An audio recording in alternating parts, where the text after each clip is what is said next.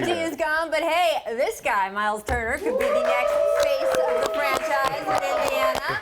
Welcome to the Jump. You know, we showed some video of Steven in the Pacers uni on yesterday's show. You would like a guy like that on your today's show, Steven? Man, I wish we had him as Jermaine O'Neal down right? there. It would have been special. Would have been pretty good? Still a lot of love for Steven in Indiana. Anybody who comes from Indiana, man, it's all love. Right? Absolutely. All right. I am curious. I mentioned Paul George off the top. How did you find out that the trade itself had happened? Because you knew obviously it was in the works. But yeah, it was quite funny actually. I went down to watch my young boys down in the summer league, and I just took a nap. I was like, all right, I practice for a little while, just chill, take a load off. I woke up, probably about a 2-hour nap. My phone's just going absolutely crazy. 200 plus notifications. All my boys back home are hitting me up, and I was like, wow, we kind of knew, speculated he was going to be traded, but Oklahoma City, of all places, was very random. That was the kicker. So everybody said, oh my God, what are you going to do? What are you guys going to do? Are you guys going to tank or da-da-da-da? It's like, relax. Tanking is not an option. Not an option for me. Yeah. When players are going through this, I know there's some level of you don't want to get involved in somebody else's business,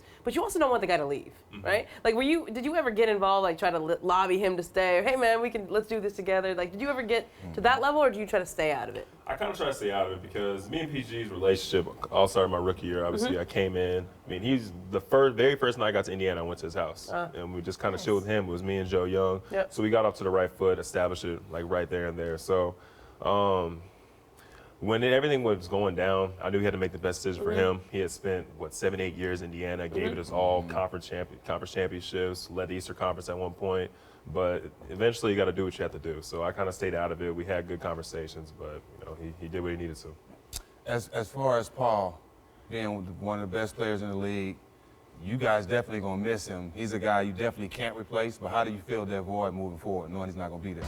Well, he's always a dynamic two-way player that, in that position is going to be hard to fill. But we have so much young talent right now, and I really love what our front office did this year. We're bringing in a whole bunch of young guys, and the past 2 years I've been here, we've just had nothing but vets. And right. No offense to the vets or anything, but there's a certain spirit that you get with the younger guys that are coming out here. And this year, I feel like we're going to be able to compete for everything. Night in and night out, we're going to bring that energy and what we need to kind of fill for that. I love, by the way, that you just turned 21 this summer, and you were like, oh, now we have some young guys. You're the OG vet now? Yeah, I'm the longest tenured Pacer, and it's only been 2 years. Amazing. It's quite weird. He's very mature, though, to say he's young. He's very mature. There's no question about it. What you want to ask So just turned 21, right? Indeed. You're generally the straight-laced guy. You always do What'd you do that night? I know what I did when I turned 21. I was in New York. I kind of been sneaking into clubs all summer.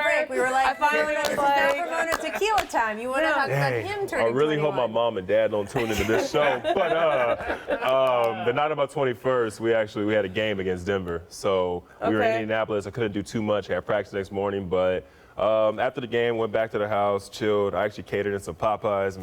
I had a couple cheat meals, but that was like my 21st big thing. I had to have Popeyes. Yeah. So we kind of just chilled. We played a couple games, and I'll leave it at that. All right. What happens in Vegas stays in Vegas. And we all know how the season ended down the stretch. Last year, you guys had to play the Cavs. There's some games that were tougher than they will look in the final box scores. What are your expectations for this season? I honestly am expecting to make the playoffs this year. A lot of people are writing us off. A lot of people don't see us, but the Eastern Conference is a little wide open right now. A lot of the All-Stars from the Eastern Conference have moved to the West. A few teams are in rebuilding mode.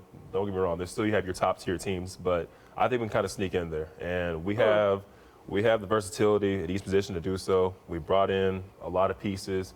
And I'm more than confident. You know who else has confidence in you? Who's that? Ed Sheeran, apparently. Confidence in you. This is so random. He wore your jersey on stage at a concert. Cool, and it was cool. He did it in Indiana. It wasn't totally random. But the fact that, he's from England.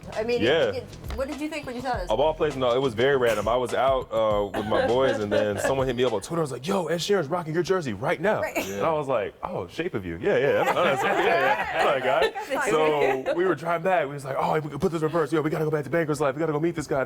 So, unfortunately I did. I got there right as he was leaving. But, man, that's all love, man. The fact that he can come to Indiana and rock a jersey like that, that's pretty neat. You never know where these relationships will come from. Well, you're sitting next to Steven Jackson right now. Correct. So, Pacer to Pacer, What advice do you got him? You get him here in the spotlight. What are you going to ask him? What advice do you have? All right, so were you there where Coach Dan Burke was there? Yes. So with DB, my guy, how can you satisfy this man? There is no way. I hope you watch this right now, DB. There is no way to satisfy this man on any level. He's a defensive specialist, but how can we do this? That's a good and a bad thing because him not being satisfied means he's getting the best out of you. True. And that's all he really wants. He's one of those guys that wants to win just as bad as the players. So you got to understand him. But that's the coach you want to have because he's going to get the best out of you. Undoubtedly, man. Yeah, I love See, DB. little tip to take with you, and Sweet. don't go into the stance. That's what I'm giving him. Don't ever follow Ron Artest in the stands. Hey, right. We got to help each other. You're right. Don't go into the stands. Sure, I got you. Stay away from Rio. Stay away from Rio. That's Stay away from old Rio. There you go. Thank you so much for joining us. Of course. We really Thank got you, a lot guys. over your career. We absolutely Yes, sir. do. Good luck and playoffs. We're going to play that tape later this season. Well.